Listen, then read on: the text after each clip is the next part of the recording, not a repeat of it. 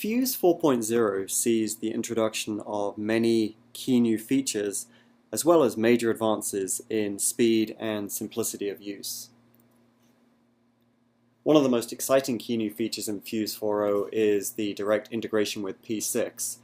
While still supporting XCR and XML files, Primavera users can now directly integrate their Primavera projects as well as their Primavera EPS or enterprise project structures directly with Fuse at the single click of a button. So this now provides not only multi-project support, but also support across the entire enterprise project structure. In addition, things like baselines automatically get imported into Fuse. Because we're now directly linking to Primavera, things like user-based roles, access rights, and security are all automatically inherited during the import into the analytics tool. It also now means that you can be anywhere on Earth and remotely connect to your Primavera instance and run your Fuse analysis again without the manual generation and subsequent export and import of XCR files. Let's take a look at that. To import a Primavera file, simply click on the Oracle Primavera file menu, select P6, and immediately we're presented with the EPS structure based on our security rights. Select the project or projects that we want to import, hit OK, and Fuse will then automatically import all of the project in a matter of seconds. From this point forward, it's business as usual within the diagnostics tool. Analysis exclusions allow us to flag specific activities so that they don't get included in the metric analysis, hence avoiding the need for manually creating additional filters within the metric library.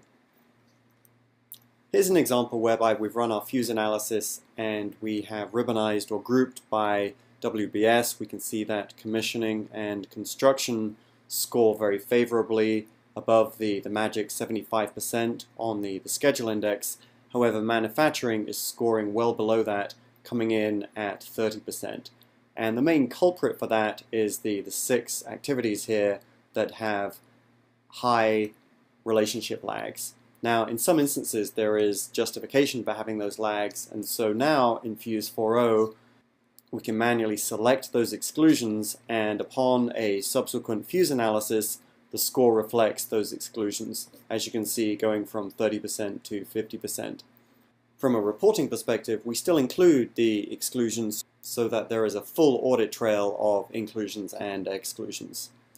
Somewhat tied to exceptions, annotations, the ability to add notes and annotations to the results from your Fuse analysis. Annotations can either be manually entered, or indeed they can be automatically generated based on the metrics that we are using for the analysis.